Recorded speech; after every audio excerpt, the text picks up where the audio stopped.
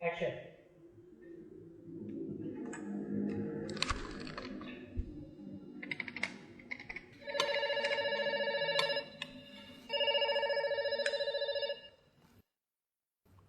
Iya.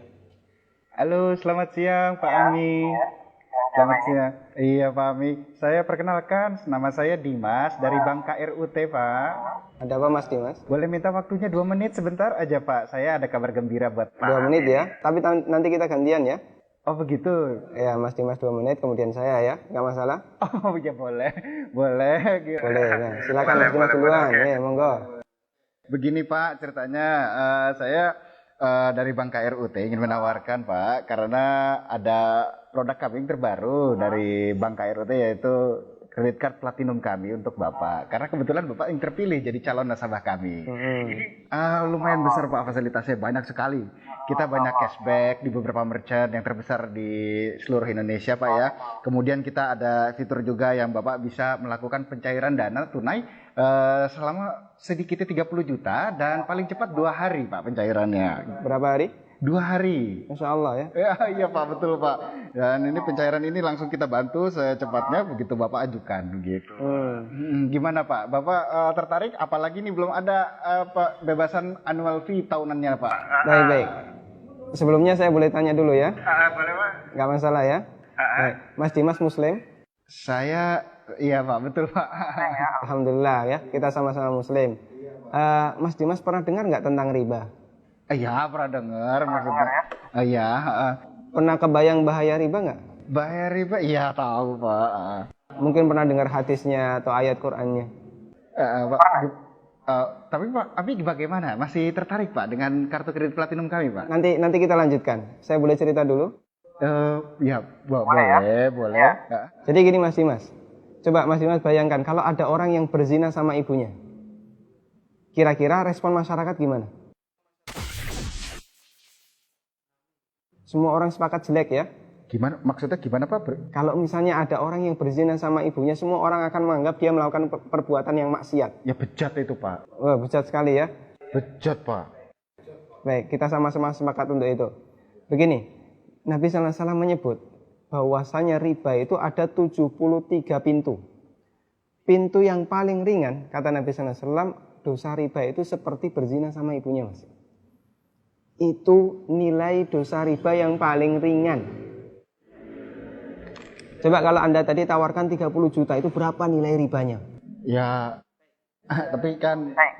Saya lanjutkan boleh? Ya, kita lanjutkan dulu ya.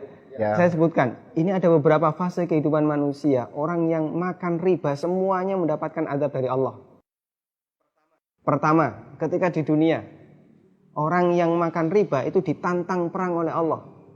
Coba Mas bayangkan. Kata Allah Subhanahu wa taala, ya ayyuhalladzina amanu taqullaha wa dharu ma baqiya minar riba. Wahai orang yang beriman, bertakwalah kepada Allah dan tinggalkan semua bentuk riba. Fa in lam taf'alu fa'dzanu biharbi minallahi wa rasulih. Kalau kamu masih ngeyel, enggak mau meninggalkan riba, umumkan perang dengan Allah dan Rasulnya. Coba, kalau kita ditantang perang oleh Allah dan Rasulnya, kira-kira ada enggak peluang untuk menang? Enggak ada ya? Ampun Pak. Ini yang pertama. Yang kedua, orang yang mati dalam kondisi membawa dosa riba, makan riba, nanti dia akan dihukum di kuburan dalam bentuk berenang di sungai darah. Masya Allah, berenang di sungai darah. Kata Nabi SAW, beliau pernah menceritakan mimpinya, dan mimpi beliau itu wahyu. Nabi SAW pernah melihat ada orang yang berenang di sungai darah, kemudian di tepi sungai ada orang yang membawa batu. Setiap orang ini berenang menepi dilempari batu ke mulutnya, kemudian balik ke tengah. Ini yang kedua. Di alam kubur, dia mendapatkan azab berupa berenang di sungai darah. Yang ketiga.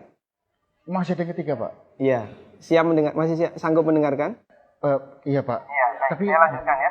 Iya Pak. Tapi ketika orang ini dibangkitkan oleh Allah dari alam kubur, dia dibangkitkan dalam kondisi sempoyongan, Mas.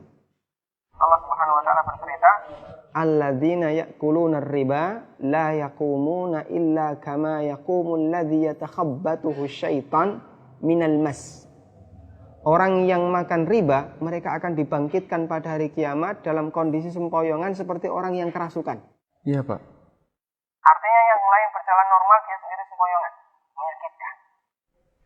Kemudian yang keempat, tadi sebelum hisab ya, ketika dia dibangkitkan sebelum hisab, dia sudah disiksa. Yang keempat setelah dihisab, orang yang makan riba itu kan makan harta haram ya. Iya, Pak. Makan harta haram, kita sepakat itu. Kalau kemudian daging kita tumbuh dari sesuatu yang haram, berhak nggak dapat surga?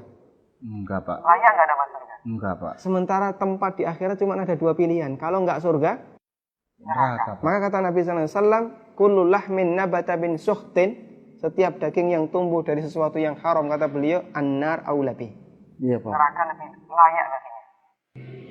Coba Mas Dimas bisa perhatikan, dalam 4 fase kehidupan orang yang makan riba itu semuanya sengsara. Ketika masih hidup di dunia dia ditantang perang oleh Allah.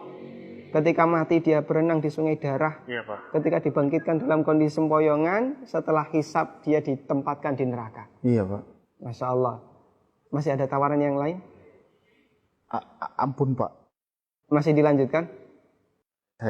Ampun, Pak. Mas Dimas bisa renungkan Iya, Pak. beberapa poin yang tadi saya sampaikan. Iya, Pak. Nanti kalau misalnya ada sesuatu yang belum jelas, tidak masalah, hubungi saya lagi. Iya, Pak. Kita akan lanjutkan diskusi tentang riba. Iya, Pak. Bisa?